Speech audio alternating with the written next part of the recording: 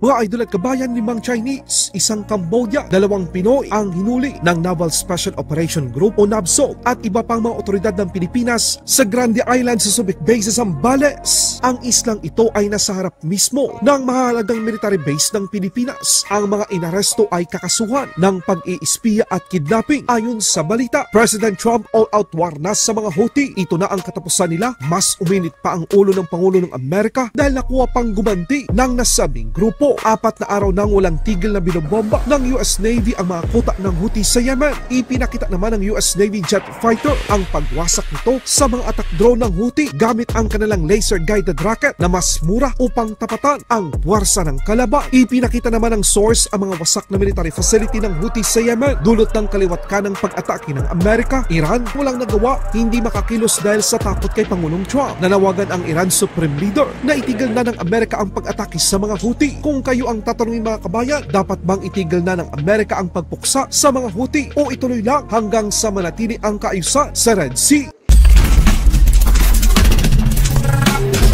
6 na mga dayuhan at 2 Pilipino arestado sa kasong pag-iispiya at kidnapping. Hinuli ng mga otoridad ng Pilipinas sa isa sa napakasensitibong lugar sa Subic Bay sa Zambales. Arestado ang 5 Chino, 1 Cambodian at 2 Pilipino sa isang pinagsalib na operasyon ng National Bureau of Investigation, Subic Bay Metropolitan Authority at Naval Special Operation Group sa Grande Island sa Subic Bay sa Zambales. Ang Grande Island ay isang maliit na isla na nasa harap mismo ng mahalagang base militar ng bansa. Ang operasyong ito ay paglalantad sa mga ilegal na aktibidad gaya ng kidnapping at posibleng pag-iispiya na kaugnay sa operasyon ng Philippine Offshore Gaming Operation o POGO sa lugar na isang seryosong banta sa seguridad ng ating bansa. Kabilang sa mga inaresto si Ye Tianwu dahil sa paglabag sa Republic Act 8799 o Securities Regulation Code of RA 10175 o Cybercrime Prevention Act of 2012. Kabilang din sa mga nahuli ang 4 pang mga Chinese nationals at 1 Cambodian national. Arestado din ang 2 Pilipino na nagtatrabaho sa ilalim ng Cambodian national. Na-recover ng mga otoridad ang ilang cellphone, laptop, 1 9mm pistol at 16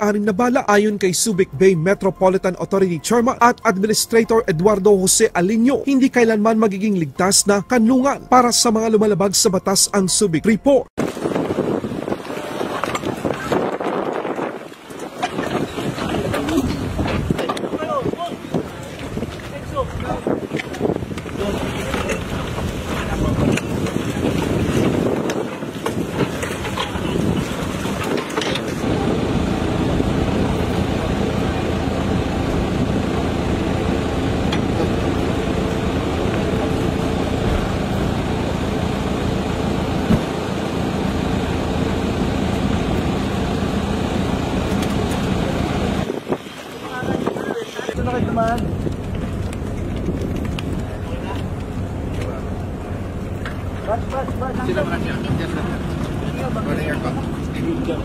Bebe natin.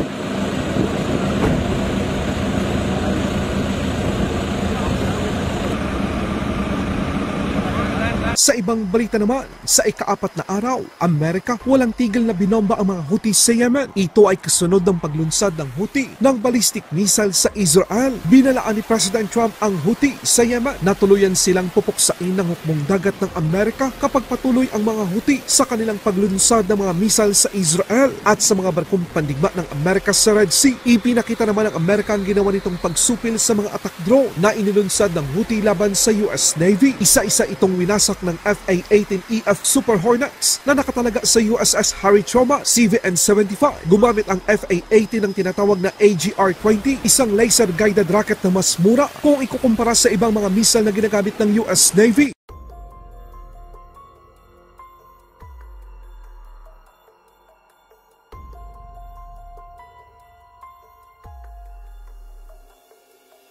Umaga't gabi ang ginagawang opensiba ng Amerika upang masiguro na ang puwersa ng Houthi ay tuloy ng mapuksa. Makikita sa video ang wasak at umaapoy na mga gusali na dati kontrolado ng Houthi sa Yemen dahil sa ginawang pagbomba ng US Navy. Ito ngayon ay pira-piraso na.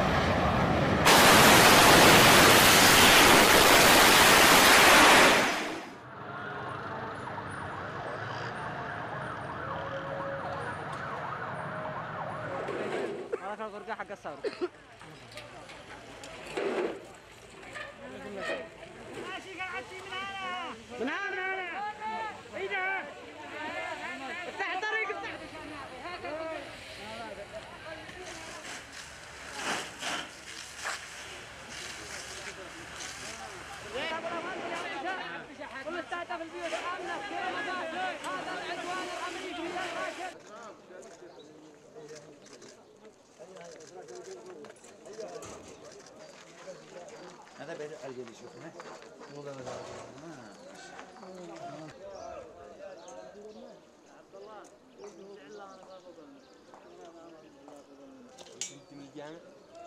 لا ندير الشيء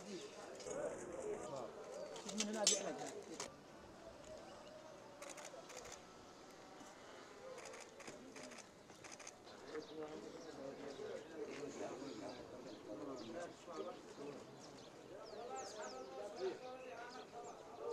أستاذ العمي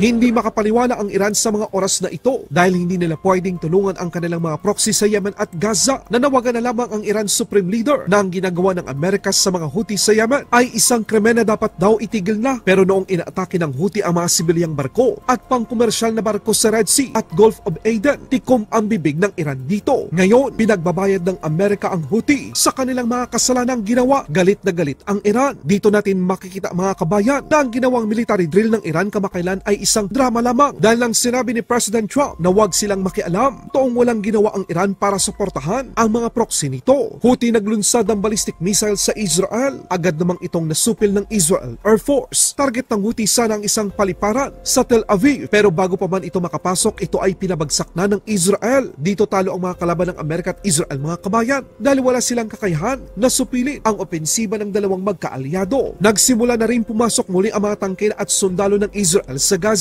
bilang patunay ng kanilang layunin na tapusin ang Hamas. Ito ay matapos ayaw tanggapin ng Hamas ang mga kasunduan sa ikalawang yugto ng tigil putukan sa pagitan nila ng Israel. Laban Pinas.